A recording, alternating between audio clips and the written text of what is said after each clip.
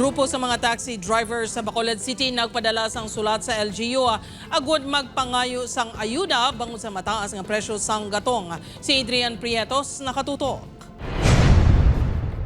Masarangan pa kuno sang pila ka taxi drivers nga magbiyahe apisar nagtaas ang presyo sang gatong. Apang hindi na sigurado ang pila sa ila kung makaginansya pa bangod sa ginapaabot ket pagsaka naman sang gatong. Gani, nagpadala na sila sang sulat sa LGU nga nagahinyo sang fuel subsidy.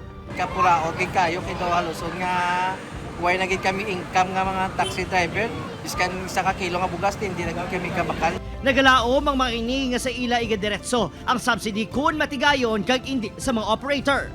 Suno sa LTFRB NIR, importante nga may ihatag nga bulig ang LGU magluwas sa bulig halin sa national government. Agod, mapamagaan ang epekto sa oil price hike sa mga driver. To gather as many stakeholders that has the capacity to help our constituents. No?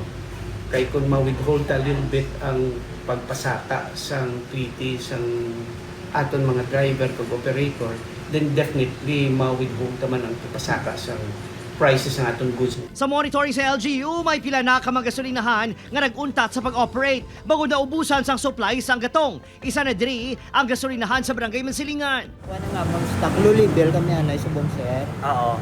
Bali ligat nang open kami pero nang subong temporary close lang kami anay.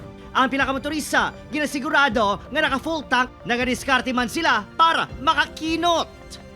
Pasunod namon ng delivery namon, pinamaning na namon kay para alin sa hub, pakadto sa pinakapunta namon na pasunod namon na. Jutay nga buhin 1 bar. Balik full tank na yun para magkini. Kung mag-full tank ang isa ka sa lakyan, kini siya mo. Sa Barangay Alihis, nagbuhin sa piso sa kada litro sang gatong ang ining gasolinahan para kuno makabuli sa mga motorista. Manager kabalo man si sir nga tungod sa pigado nga panahon, pigado nga mga ano pa sa raw. Tungod kabudlay sing pangita sing kwarta. Adrian Prietos. 1 Western Visayas.